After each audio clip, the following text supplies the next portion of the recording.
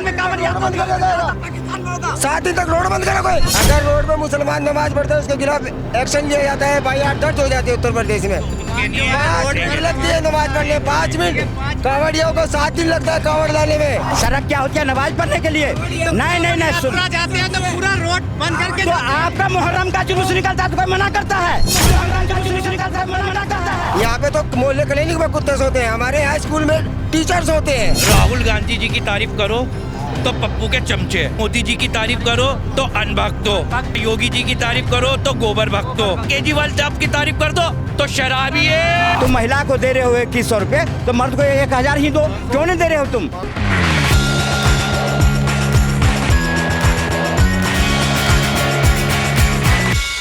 नमस्कार, आप देख रहे हैं भैया जी गजब और मैं हूं आपके साथ यशस्वी शर्मा।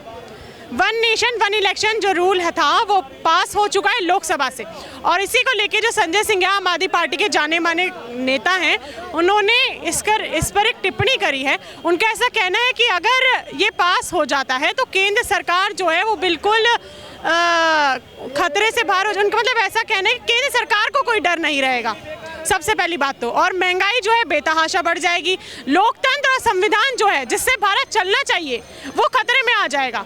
तो यहाँ पे जनता से बात करते हैं कि वन नेशन वन इलेक्शन पे क्या कहना है, क्योंकि लोकसभा से वो पारित हो गया है और अगर वो लागू हो जाएगा तो उससे क्या क्या दिक्कतें होंगी या क्या क्या उसके फायदे होंगे और पार्टियों पे क्या असर पड़ेगा, वो भी बात करेंगे। जी अंकल, क्या कहना है इस पे? देखिए, मेरा ये कहना है, ये बीजेपी के मैनिफेस्टो में एजेंडे में है, शुरू से था, वन नेशन वन इलेक्शन। अब इसमें संजय सिंह का जो बयान आया है, इससे उल्टा चुनाव कराने का, जो हमारा देश तो चुनावों का देश है, हर साल कोई ना कोई इलेक्शन हमारे देश में होते ही रहते हैं कहीं ना कहीं। और अगर केंद्र सरकार ये सोचती है, आज अभी लोकसभा का इलेक्शन हो, 60,000 करोड़ रुपया सुनने में आया था 2019 में खर्च हुए, विधानसभा के अलग खर्च हुए, तो अगर एक साथ इलेक्शन हो जाता है तो इसमें मेरे को कोई दिक्कत नजर नहीं आती। बहुत से राज्यों में इलेक्शन नहीं होंगे तो उस पर कोई गलत इम्पैक्ट नहीं आएगा? नहीं, इसमें ऐसा है कि ये प्रावधान ऐसे है कि विधानसभा और लोकसभा दोनों के, इसमें क्या है, विधानसभा भंग करनी पड़ेगी, राज्यों की सरकारें भंग होंगी, सरकारें भंग होंगी, एक डेट तय हो जाएगी कि इस डेट के दिन इलेक्शन होना है। तो ये जो है इसमें कोई दो राय नहीं है, लेकिन मेरा एक ही इसमें एक पॉइंट है कि अगर केंद्र सरकार भंग हो जाती है, मेरा पॉइंट ये है कि अगर केंद्र सरकार भंग हो जाती है तो फिर क्या होगा? दिल्ली में किस कमल चाहते हैं इस बार? बिल्कुल बिल्कुल। काहे चाहते हैं? मोदी जी हैं इसलिए चाहते हैं? मोदी जी हैं तो ये तो बहुत ज़रूरी है। यस, मोदी जी की वजह से तो बहुत ज़्यादा मैं चाहता हूँ कि दिल्ली में इन्हीं की सरकार आए। दूसरी वजह ये है कि कांग्रेस और आम आदमी पार्टी जो दोनों हैं, ये एक साठ गांठ वाली पार्टियां हैं। कहाँ एक साथ हैं? इस बार तो है ही नहीं। अब तो वार पलटवार हो रहा है दोनों पार्टी की तरफ। कुछ नहीं है, कहीं भी कांग्रेस देखिए धरातल पे नहीं है, कांग्रेस गायब हो चुकी है। यही मीडिया के सामने जो बंदे कांग्रेस के पक्ष में बोलते थे, आज केवल केजरीवाल के पक्ष में बोल रहे हैं। अगर हम ये पूछें, दिल्ली चुनाव आने में ज़्यादा समय नहीं बचा है ना, तो अगर हम बात करें, कांग्रेस ने भी अपनी 21 सीटों पर लिस्ट जारी कर दी है, आम आदमी पार्टी तो 70 में जारी कर दी है, भाजपा ने अभी तक नहीं करी है। क्या भाजपा हर बार नीतियाँ गलत अपनाती है? इससे 27 सालों से आ ही नहीं रही है। जो पार्टी को ये अनुभव होता है कि मैं आने वाला हूँ, अब मैं किस तरह चुनाव लड़ूं, वो पार्टी चुनाव लड़ाने के लिए हर तरह से ये योजना, ये चुनाव जो होती है हर पार्टी उसको हल्के में लेती है, लेकिन भारतीय जनता पार्टी जो कोई भी चुनाव होता है उसको गंभीरता से लेती है। 27 सालों से नहीं आ रही है। और ठीक है, हार जीत अलग चलता रहता है, कुछ ऐसी योजनाएं होती है जिससे लोग लाभान्वित होने के लिए उसको वोट करता है, जिसका परिणाम आज दिल्ली भुगत रही है ना, उसी का परिणाम तो भुगत रही है। जो आदमी कहा जल फ्री में मिलेगा, आज जो 20 रुपये का कैन खरीद के पी रहा है घर में, कोई सी आप घर में चले जाइए कहीं भी, हर जगह जो आरओ की पानी बिक्री होते हैं और घर हमारे खुद आरओ लगा रखे हैं, कोई परिवार नहीं मिलेगा इसको जो सबल परिवार जिस घर में आरओ नहीं लगा हुआ, फिर किस काम के पानी फ्री? अब जो आप महिलाओं के लेकर बस फ्री है, 2100 रुपए भी अब आ गए हैं। ये 2100 है, ये 5100 भी करेंगे। जिसको जाने वाला होता है ना, वो तरह तरह की योजना प्रलोभन है। आप प्रलोभन योजना दिया तो था जी सर, आदमी को क्यों नहीं दे रहा है वो? क्यों नहीं दे रहा है? आदमी भी दे। महिला को दे रहे हैं, ये इनका कहने का मतलब है तुम महिला को दे रहे हो 2100 रुपये, तो मर्द को 1000 ही दो। क्यों नहीं दे रहे हो तुम? 500 दे दो, कुछ तो मत क्या दो, कुछ तो दें। पुरुषों के लिए भी सोचा जाए। मैं इसमें एक बात जोड़ना चाहता हूँ कि अगर महिलाओं के लिए अगर हो रहा है तो उसमें कोई दो राय नहीं है, लेकिन आपने कभी भी नोट किया होगा कि ये केजरीवाल मुफ्त की रेवड़ियों का दम भरते हैं, अपने सार्वजनिक मंच से भी बोलते हैं हाँ मैं मुफ्त की रेवड़ियाँ बांटता हूँ। और बीजेपी ने मुफ्त की रेवड़ियों का विरोध किया है, क्योंकि बीजेपी ने जो बयान दिया था, मोदी ने जो बयान दिया था, उसने ये बयान दिया था कि जो हमें राजस्व मिलता है, जो हमें टैक्स मिलता है, उस टैक्स को, जो पैसे को हम योजनाओं के रूप में लेके आते हैं। हम राज्य सरकारों के ऊपर बोझ, हम केंद्र सरकार अपने ऊपर बोझ डाल के योजनाएं लागू नहीं करेगी। और ये जो राज्य सरकारें हैं, ये बोझ डाल के योजनाएं आज आपने यहाँ फ्री कर दिया। और डीटीसी के स्टाफ कर्मचारियों को दिवाली के टाइम पे भी 2-2 महीने की तनख्वाह टाइम पे नहीं दी, टाइम पे नहीं दे अभी पाती। कांग्रेस ने हिमाचल में कर दिया घोषणा, और नहीं देने के कारण आज उनके हिमाचल भवन के बिजली काटी जा रही है। हिमाचल की सरकार किस स्थिति में है? तो ऐसी योजनाएं प्रलोभन दे करके राज्य को कमजोर करने की नहीं होनी चाहिए ना। जब जो दिल्ली 37,000 करोड़ में मुनाफे में जाती थी, आज 7,000 करोड़ घाटे में पेश किए हो बजट। फिर तुम कह रहे हो जल बोर्ड के आज 75,000 करोड़ के कर्जे में जल बोर्ड 14-11 साल के अंदर करवा दिया। जो शीला दीक्षित किसकी सरकार चाहते हैं इस बार दिल्ली में? सरकार तो अरविंद केजरीवाल जी की ही आएगी। ही आएगी, पूरे कॉन्फिडेंस है। क्यों? जी बिल्कुल। क्यों? अरविंद केजरीवाल जो महिलाओं के दिलों में और जेंट्स के दिलों में छाए हुए हैं, ठीक है, और उन्होंने हर महिलाओं के लिए अच्छा काम सोचा और अच्छे काम किए हैं, ठीक है। और दिल्ली में बहुत बढ़िया काम किया, मोहल्ला क्लिनिक से लेके महिलाओं के लिए बस पे। क्यों मोहल्ला क्लिनिक क्यों नहीं है? चलो मेरे साथ, प्रिस्क्रिप्शन निकालता हूँ, चलो मेरे साथ आप बोलना, मैं भी नहीं बोलूंगा। नहीं, मेरे साथ चलो। मोहल्ला क्लिनिक में कौन से इलाज नहीं हो रहे? सारे इलाज अच्छे हो रहे हैं सर। क्लिनिक में कुत्ते लौटते हैं, मोहल्ला क्लिनिक आप मेरे साथ चलो, कुत्ते लौटते हैं। और हमारी इस हमारी विधानसभा से इमरान हुसैन जी हैं, 10 साल से आ रहे हैं। क्यों जीत रहे हैं? काम अच्छे हो रहे हैं आम आदमी पार्टी में, इसीलिए तो जीत रहे हैं। क्यों टिकट? मेरा मोहन सिंह 20-30 साल से जीत रहा है, हमारे यहाँ काम हो रहा है, अच्छा बात होती है। आप लोगों के एरिया में विधायक काम अच्छा नहीं करा है तो उसका टिकट कटवाओ ना। टिकट क्यों नहीं कटवा रहे? इतना अच्छा काम करे तो मनीष सिसोदिया अपना सीट छोड़ के पटपटन क्यों गया? क्यों? आज पूछो ना, अगर इतना ही अच्छा काम करता शिक्षा क्षेत्र में तो क्यों गया? 12% कमीशन क्यों है मनीष सिसोदिया की दारू के घोटाले में? क्यों लैपटॉप में? क्यों उसके ऊपर केस हुआ? जब क्यों केंद्र सरकार है, जब मोदी जी जब ईडी भेजेंगे, ठीक है, अच्छा, ईडी का छापा भेज रहे हैं तो फिर क्या करा जाएगा? जितने मैन मंत्री थे आम आदमी पार्टी से, सबको जेल में डाल दिया। क्यों? ये सोच है? नहीं क्या सोच है? ईडी नहीं, इनके पीछे कानून की धज्जियां उड़ाने वाले हैं। ये हमारे कानून की, ये हमारे कानून केंद्र सरकार के हाथ में कानून है, तो मोदी जी कानून क्यों नहीं है? तुम शराब घोटाले करोगे, क्लासरूम घोटाले करोगे, जल बोर्ड घोटाले करोगे, जेल नहीं जाओगे? उत्तर प्रदेश में नहीं है जो चोरी करते रहो, ईडी नहीं जाएगी। कितने मर्डर हो रहे हैं उत्तर प्रदेश में? किसकी सरकार है? भारतीय जनता पार्टी की हो रही है वहाँ, गंगा जमुना बढ़िया। हाँ, आ गई ना इनके आदेश से केजरीवाल गिरफ्तार हुए। दिल्ली में क्राइम रेट बहुत बढ़ रहा है। दिल्ली में जो क्राइम रेट है बहुत ज्यादा बढ़ रहा है। और दिल्ली जो पुलिस है वो केंद्र सरकार के अंडर में आती है। और अमित शाह जी एकदम चुप बैठे हैं। किसने कहा दिया चुप बैठे? अभी मेरठ में जाके एनकाउंटर करके आया है। दिल्ली की बात जाके एनकाउंटर। अमित शाह जी ने, सुनिए, आप कह रहे चुप बैठे, गलत बोल रहे हैं। आपको मैं बयान का खंडन करता हूँ।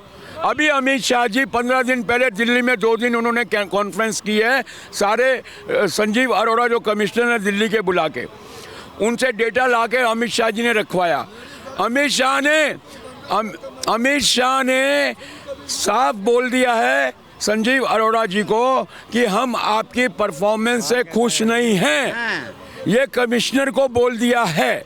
तो दिल्ली में भी डबल इंजन की जब सरकार आएगी, आप भी देखिएगा दिल्ली की कानून व्यवस्था का कैसा हाल होता है और क्या उसमें सुधार होते हैं। उत्तर प्रदेश में डबल इंजन की सरकार चल रही है, फिर मर्डर दिन दहाड़े क्यों मर्डर हो रहे हैं? नहीं, मर्डर सुनिए, सबसे ज्यादा यादव लोगों के मर्डर हो रहे हैं। क्यों हो रहे अरे हैं? सुनिए, भारतीय जनता पार्टी की सरकार है। मैं ये जानना चाहता हूँ, उत्तर प्रदेश की महिलाएं यहाँ पे आती हैं, उत्तर प्रदेश की महिलाएं आके यहाँ पे हम बयान देती हैं कि हमें जब अखिलेश राज में, मुलायम के राज में 7 बजे तो हम लोग घर पे पहुँच जाते थे सब्जी वगैरह लेके, आज हम 10:30-11 बजे भी जाएं तो हमें कोई दिक्कत नहीं है।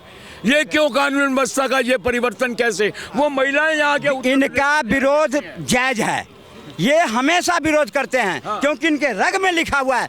आज संभल में बिजली चोरी, वहाँ के जो सांसद है वो बिजली चोरी करे, मस्जिद के ऊपर से ट्रांसफार्मर फैला करके सारे चोरी करे, वो सरकार तो अच्छी लगेगी, उनका गुणगान तो करेंगे। उसी के सहपाठी अरविंद केजरीवाल, उनका तो गुणगान करेंगे। परेशानी वहाँ आ रही है जो अब तुम्हें ये जनता पार्टी हिंदू मुस्लिम को लड़ा रही है, ठीक है। मस्जिद में से मंदिर निकाल रही है, मंदिर में से मस्जिद निकाल रही है।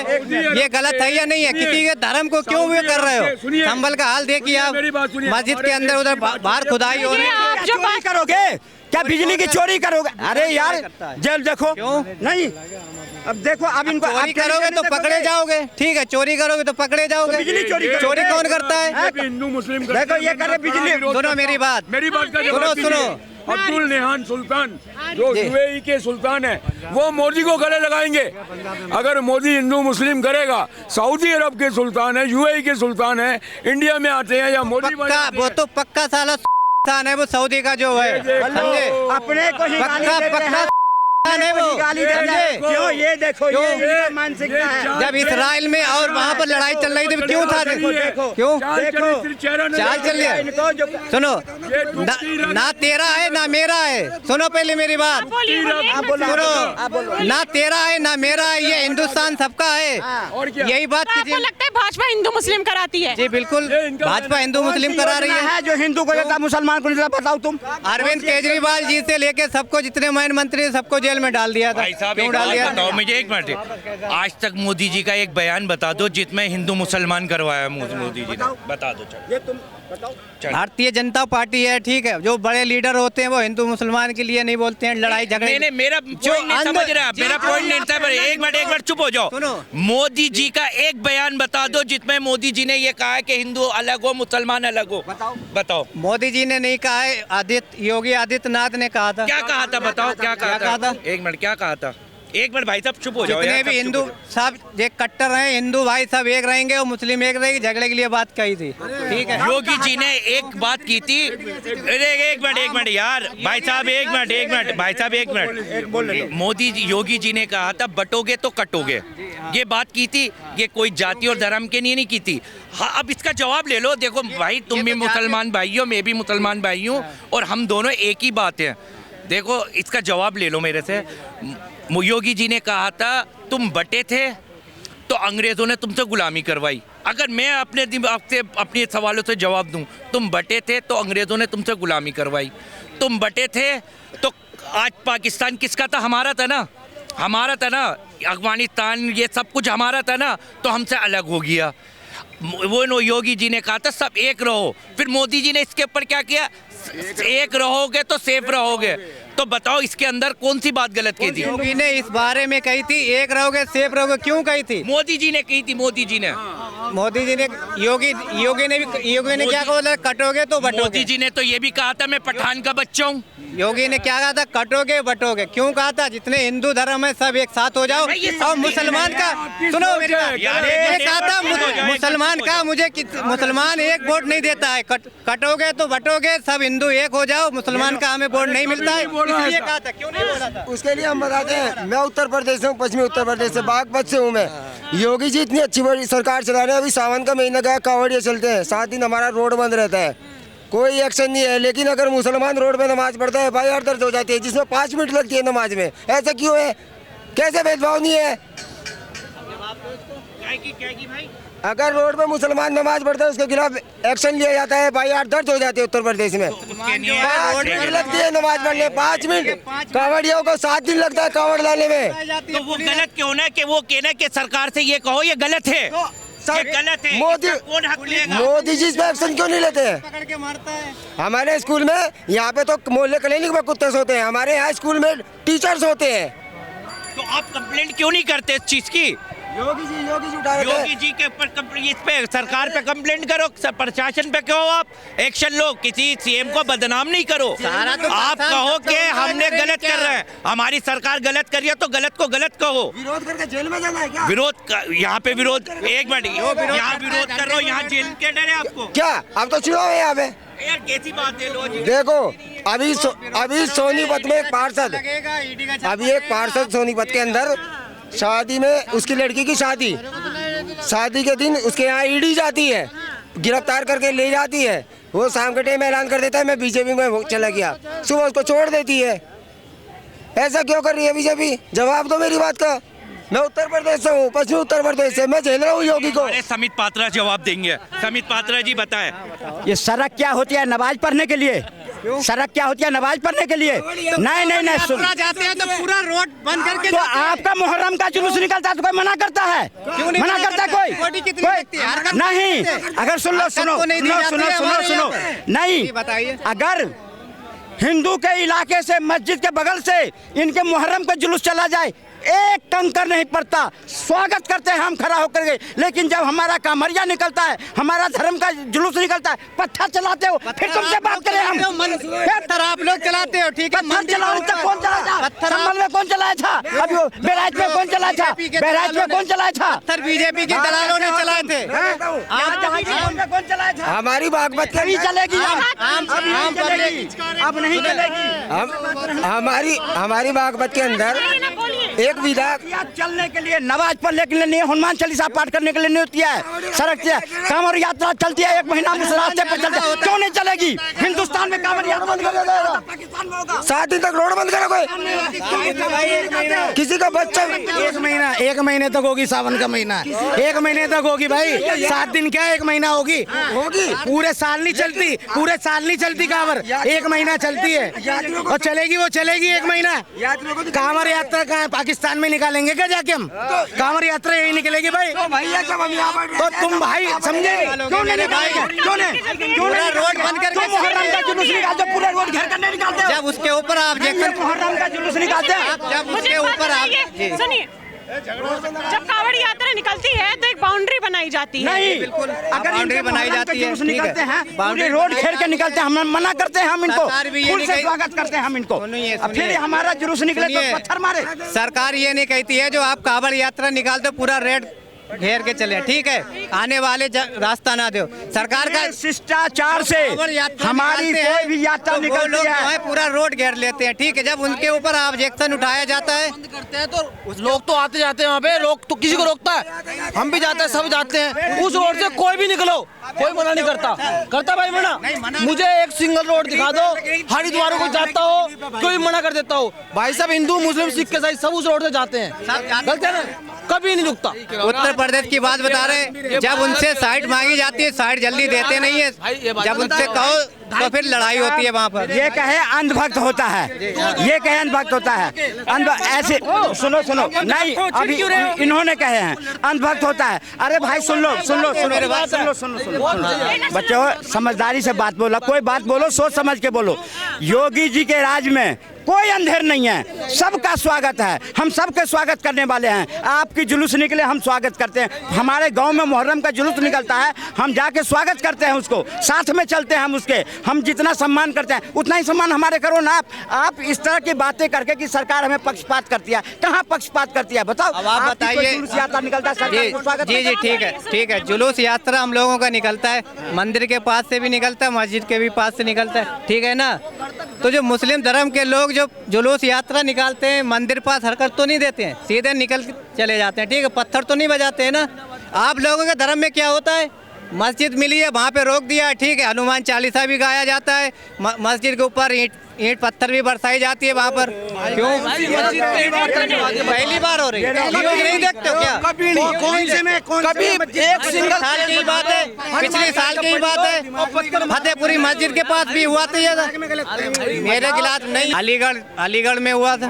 क्या हुआ था? पत्थरबाजी क्या पत्थर बजा? अलीगढ़ में मस्जिद के ऊपर चालीसा पढ़ा गया था। हनुमान चालीसा पढ़ के वो पत्थर मारे हैं। भाई साहब हाँ। बोल रहे हो आप, गूगल करो, लो, निकालो, दिखा दो। मेरे भाई हम गलत नहीं कर रहे हैं, जो बात है हम वही बोल रहे हैं। हाँ बताइए, बेतुकी बात मत करो। हो जाएगा। मैं बता आज रहा हूँ। इंसान इंसान का दुश्मन बना हुआ है। बस इंसानियत इंसानियत की दुश्मन बनी हुई है। हिंदू मुसलमान ये निकालेंगे नहीं ना, जब तक सोच, जब तक इंसान इंसान का दुश्मन ही रहेगा। जब तक अंधभक्त लोग ऐसे ही बने रहेंगे ना तो भाईचारा खत्म रहेगा। मेरे जैसे नहीं है ना, मेरा है ना तेरा है, ये हिंदुस्तान सबका है। ऐसे सोचते रहे ना तो नुकसान सबका है मेरे भाई। और इस बार अरविंद केजरीवाल की सरकार पूर्ण बहुमत से आ रही है दिल्ली में, समझे। अनभक्त का मतलब मैं बता देता हूँ आपको। अगर यहाँ राहुल गांधी जी की तारीफ करो तो पप्पू के चमचे, सुनते रहे ना ध्यान से। अगर यहाँ मोदी जी की तारीफ करो तो अनभक्त हो, और अगर यहाँ योगी जी की तारीफ करो तो गोबर भक्त हो, और अगर यहाँ केजरीवाल साहब की तारीफ कर दो तो शराबी है। यहाँ पे जो हमने जनता से बात करी इस मुद्दे पे लेके आपकी क्या राय है मुझे कमेंट बॉक्स में जरूर बताइएगा। अगली बार मैं फिर मिलूंगी आपसे, तब तक के लिए बने रहिए भैया जी गजब के साथ। मैं यशस्वी शर्मा, धन्यवाद।